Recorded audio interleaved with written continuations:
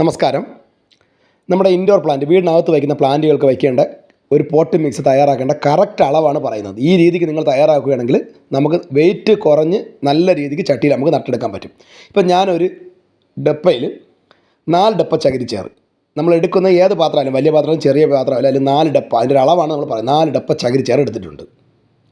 ഇത് കൂടാതെ നമ്മൾ അടുത്തതായിട്ട് ഇതിലത് ആഡ് ചെയ്യുന്നത്, ഇപ്പം 4 ഡപ്പ ചകിരിച്ചേറിൻ്റെ കൂടെ 2 ഡപ്പ സാധാ മണ്ണ് അല്ലെങ്കിൽ കമ്പോസ്റ്റ്, നമ്മുടെ സാധാ മണലല്ലെങ്കിൽ 2 ഡപ്പ കമ്പോസ്റ്റ്. അപ്പോൾ 4 ഡപ്പ ചകിരിച്ചേറും 2 ഡപ്പ കമ്പോസ്റ്റ് നമ്മൾ ഇപ്പോൾ ഇതിനകത്ത് ഇട്ട് കഴിഞ്ഞു.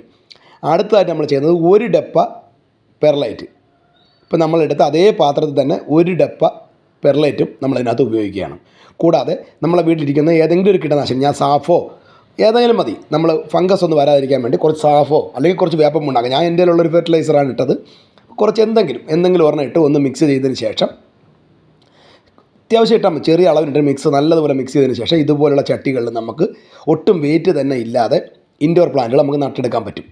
നമ്മളെ വീടിൻ്റെ സിറ്റ് ഔട്ടിലോ മറ്റൊക്കെ വയ്ക്കുന്ന പ്ലാന്റുകൾ ഒട്ടും തന്നെ വെള്ളം തന്നെ അമിതമായി വേണ്ടി വരത്തില്ല. അപ്പോൾ അങ്ങനെയുള്ള പ്ലാന്റുകൾ നടാൻ വേണ്ടി നമ്മൾ ഇതേ അളവിൽ തന്നെ പോട്ട് മിക്സ് തയ്യാറാക്കുക. 4 നമ്മൾ എടുക്കുന്ന ഏത് പാത്രമായാലും അതിന് 4 പാത്രം ചകിരിച്ചേറ്, 2 പാത്രം കമ്പോസ്റ്റ്, 1 പാത്രം പെർലൈറ്റ്, അത്യാവശ്യം സാഫോ അങ്ങനെ ഏതെങ്കിലും ഒരു കീടനാശിനി, അതും കൂടെ ഒന്ന് മിക്സ് ചെയ്തതിന് ശേഷം ഇതുപോലെ നട്ട് വയ്ക്കുകയാണെങ്കിൽ, ഇൻഡോർ പ്ലാന്റ് നട്ട് വയ്ക്കുകയാണെങ്കിൽ നല്ലതുപോലെ കിട്ടും.